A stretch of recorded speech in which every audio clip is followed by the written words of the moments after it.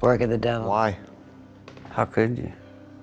I don't think you have the right to take anybody's life. Who the hell gave you that right? It's everything she Googled is what we read in the 2000 page. They weren't even cold yet, and they were getting pushed in a tank. And I said, is she beautiful?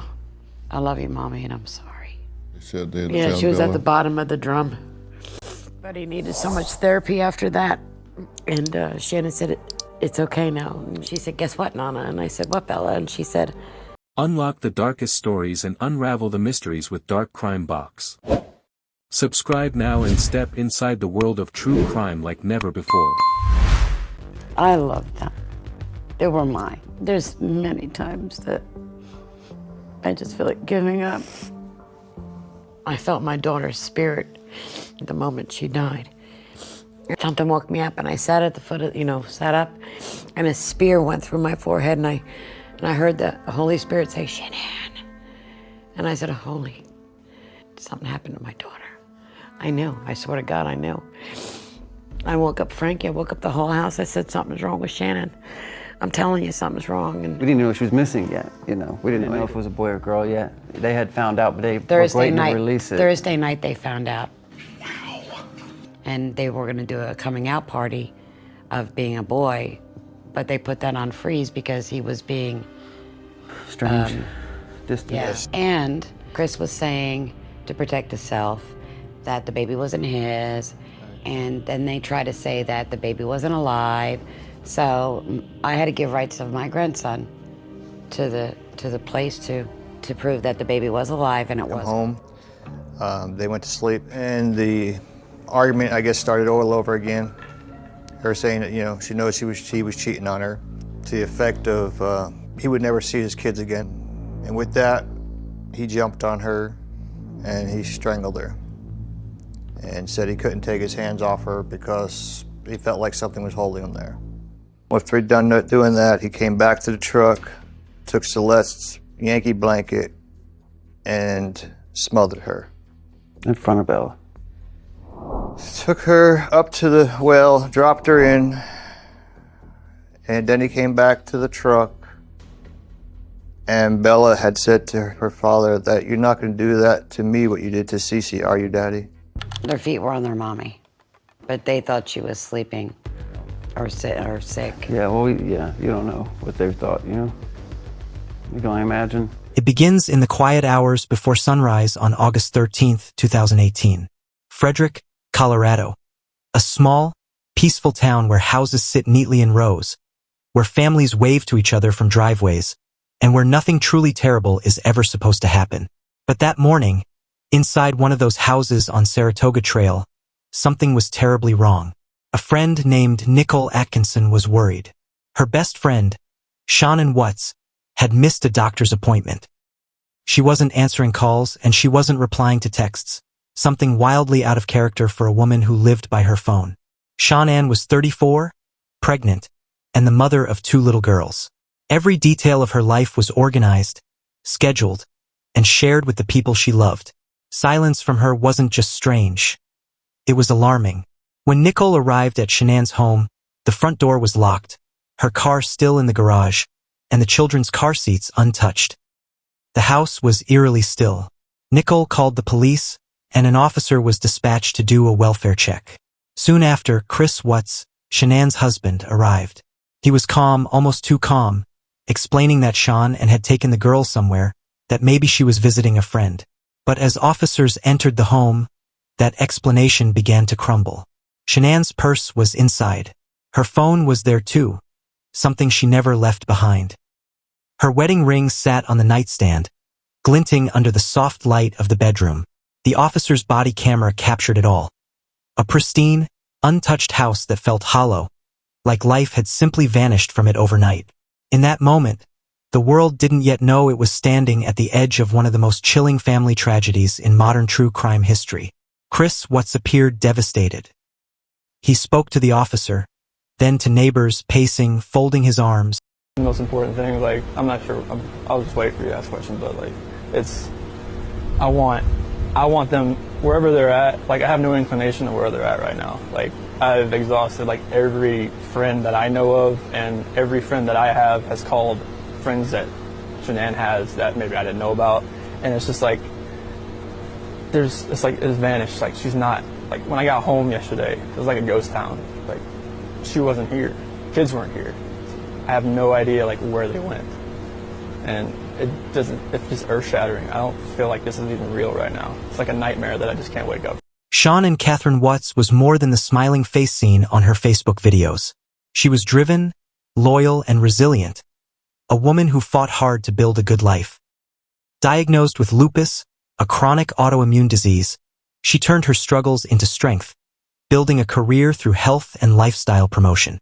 On social media, she appeared radiant, surrounded by love, laughter, and her two daughters, Bella and Celeste, whom she adored endlessly.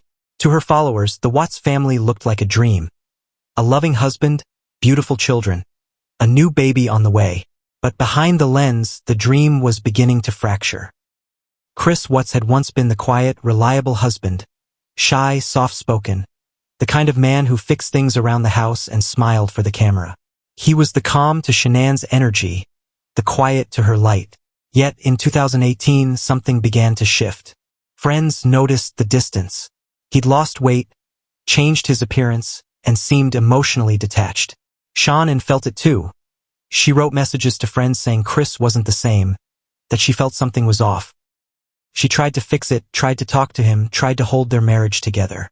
But the connection that once grounded their lives was unraveling.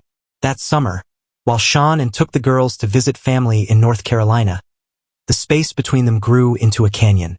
Family tensions made things worse. There had been conflict with Chris's parents, emotional strain, and arguments that left Shanann feeling alienated. Yet even then, she believed in fighting for her marriage. She believed that honesty, effort, and love could fix anything. What she didn't know was that Chris had already crossed an invisible line. In June 2018, Chris Watts began an affair with a coworker, Nicole Kessinger. She described him as quiet, kind, and seemingly separated. He told her that he and Shanann were done, that they were moving toward divorce. It was a lie built on a web of deceit, one that would spiral into unimaginable horror. Shanann returned from her trip in August with renewed hope. She was 15 weeks pregnant, excited about the baby boy she carried, Nico. She texted Chris about names, future plans, and their upcoming ultrasound. But his replies were cold, disconnected. She told friends that something inside him was gone. Still, Shanann didn't give up. The night before she vanished, she returned from a business trip to Arizona. Security cameras caught her stepping quietly into the house just after 1:30 a.m. Carrying her suitcase, unaware that this would be her final night alive. By August 14th, search teams combed the area. Chris gave media interviews pleading for his family's return. On camera, his words were gentle but hollow. "If you're out there, just come back. This house isn't complete without you guys." But investigators watching those interviews saw what the public didn't. A man who didn't seem desperate. A man who didn't seem afraid. A man whose eyes told a different story. Behind the scenes, detectives were already digging. They noted inconsistencies in his story. The timeline didn't add up, his explanations shifted, and his phone records told a different tale. Chris claimed he'd texted Shanann that morning, but data showed no response from her phone after 2 a.m. Digital footprints revealed he'd been in contact with Nicole Kessinger even during the investigation. Messages that suggested emotional urgency, not panic over a missing family. It was becoming clear that Shanann Watts hadn't simply disappeared. Something far darker had happened in that quiet suburban home. When the truth began to unfold, it did so through the methodical work of investigators who refused to stop digging. They analyzed GPS data from Chris's work truck, reviewed hours of surveillance footage, and pored over every text message between Chris and Shanann. Each piece of evidence formed a picture. One that led to a rural oil field owned by Chris's employer, Anadarko Petroleum. There, on August 16th, investigators found what they feared most. Buried in a shallow grave was Shanann Watts, wrapped and left near an oil tank. Not far away, the two young girls, Bella and Celeste, had been placed inside separate oil tanks. The sheer horror of it stunned even the most seasoned officers. The illusion of the perfect family was gone. In its place stood the grim truth of obsession, deceit, and annihilation. In those days following the discovery, America watched in disbelief. Chris Watts, the husband who'd pleaded on camera for his family's safe return, was now the center of a murder investigation. When confronted with the evidence, his facade began to crumble. He initially claimed Shanann had killed the children and that he had killed her in a rage. But the evidence, physical, digital, and forensic, told a different story. The autopsies revealed that Shanann had been strangled. The children had been smothered. And the timeline of events confirmed a calculated decision, not a sudden loss of control. It was no longer a missing person case. It was a family annihilation, one that would haunt the public psyche for years. For many, the most chilling part of the case wasn't just the crime itself, but how ordinary it all seemed before it happened. The smiling photos, the family barbecues, the cheerful social media posts, all of it coexisted with a growing darkness behind closed doors. Shanann's story became a tragic reminder that sometimes, the most picture-perfect lives hide the deepest cracks. The truth she had been trying to share, through her texts, her videos, and her pleas for honesty, finally came out, not through her words, but through the investigation that followed. Every message she sent in those last days became a piece of her voice, revealing what she had endured in silence. And that, in the end, is how Shanann Watts finally told the truth. Not through confession or confrontation, but through the undeniable trail of evidence she left behind. When detectives led Chris Watts away in handcuffs, the cameras captured a face drained of emotion. The man who once smiled beside his family in photos was now a symbol of betrayal so deep it defied comprehension. Neighbors stood in disbelief. Friends were shattered. The community of Frederick would never forget the day the illusion of safety was broken forever. The signs were always there. Subtle at first, easy to dismiss, hidden beneath smiles and family photos. But once you know what to look for, the cracks in the Watts family story spread like fractures in glass. Months before the murders, Shanann's life was a whirl of ambition and devotion. She documented everything: family dinners, bedtime routines, business meetings, travel updates. To her, every post was proof that she was building something real, something stable. But within those snapshots of happiness lay the shadow of a husband pulling further and further away. Her friends saw it first. Text messages revealed her worry, her confusion, her heartbreak. "I don't know who he is anymore," she confided to one of them. "He's not the same man I married." What she didn't know was that the man she was losing had already found someone else, and that his detachment was not just emotional, but deliberate. Chris Watts's affair with Nicole Kessinger wasn't just a passing mistake. It was an escape, or so he believed. Nicole later told investigators that Chris had painted himself as a victim of a toxic marriage, a man trying to rebuild his life.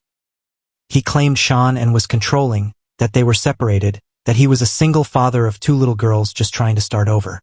In reality, he was still living under the same roof with his wife, and she was carrying his unborn son. The affair became his secret world. Weekend outings, phone calls, shared dreams of a future that didn't exist. He deleted messages, hid photos, and started imagining a life free of responsibility.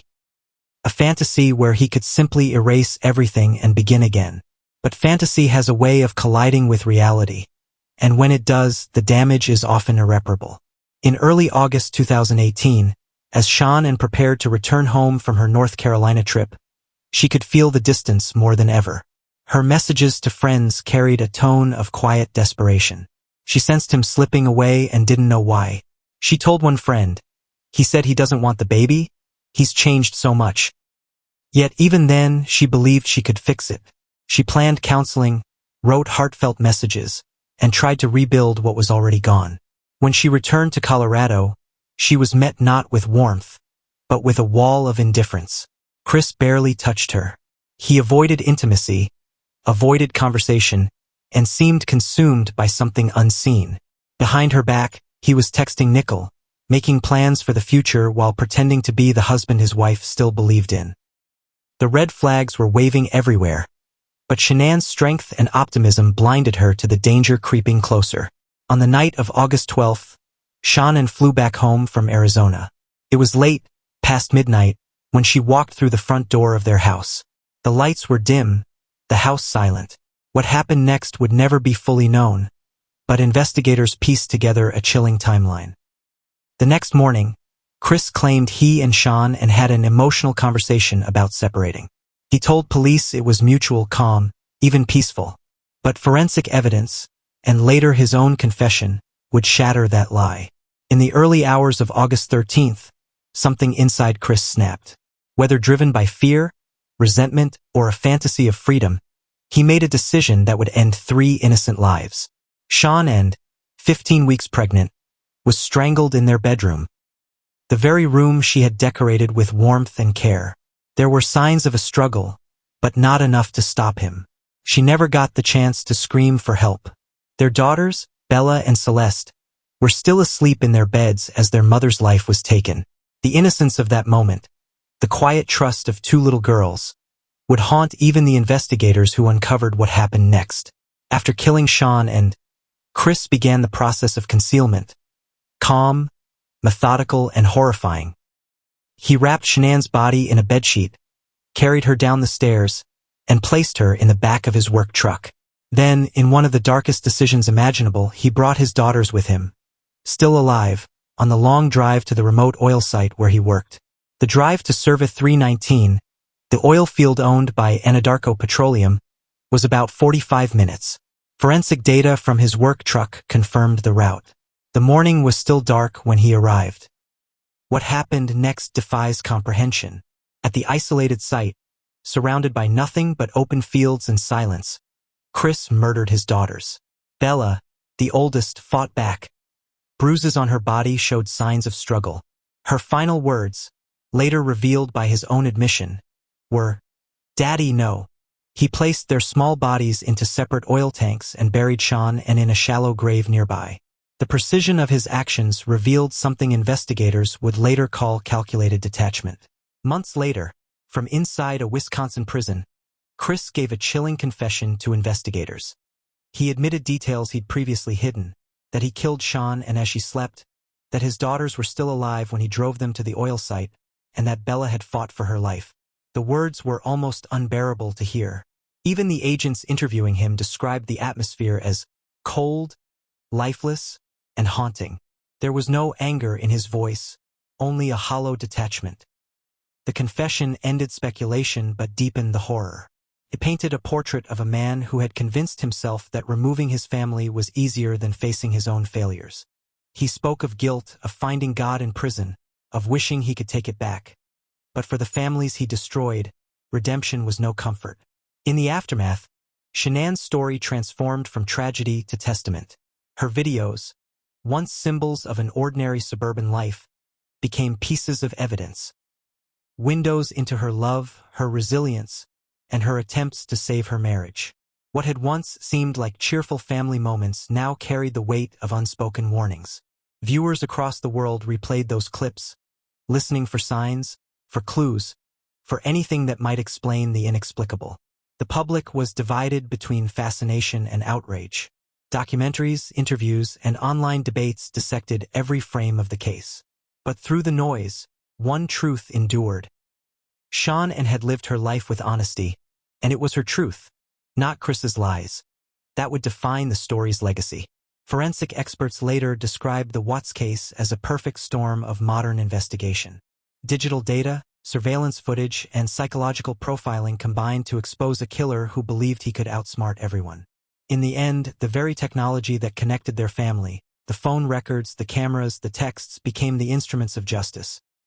Inside prison, Chris Watts now spends his days in near isolation. Reports describe him as quiet, withdrawn, deeply religious, but still haunted. Letters he's received from strangers, interviews he's granted to journalists, all echo the same hollow refrain: regret without redemption. He will never leave the walls that now define his world.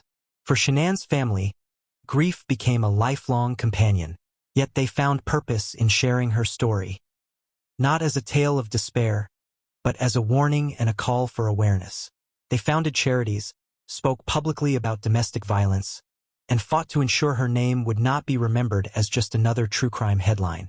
In their words, Shanann finally told the truth, not with her voice, but through the strength of those who refused to let her story fade. Years later, the Watts case remains one of the most haunting examples of family annihilation in modern America. It forces a painful question. How does love turn into destruction? How does a man choose silence over confession, deceit over empathy, death over redemption? The answers are buried somewhere between pride, fantasy, and cowardice. But amid the darkness, there is one enduring light, the truth Shanann left behind. Her messages, her recordings, her relentless effort to protect her family. All stand as proof that she saw what was happening, that she tried to stop it, and that her voice, though silenced, still speaks louder than his. The house on Saratoga Trail stands empty now, its rooms quiet, its windows closed to the world. But to those who followed the case, it will always hold an echo of laughter, of innocence, and of a life that should have continued. Chris Watts sits in his cell, forever imprisoned by the truth he tried to bury. And Shanann and Bella, Celeste, and unborn baby Nico live on, not as victims defined by tragedy, but as symbols of a truth that could never be silenced. Because in the end, no matter how carefully he tried to erase them, Shanann Watts finally told the truth, and the world heard it. If the story moved you, help keep their memory alive. Like this video, share it with others, and subscribe to Dark Crime Box for more real stories that reveal the darkest corners of the human heart. Turn on notifications so you never miss the truth behind the next case.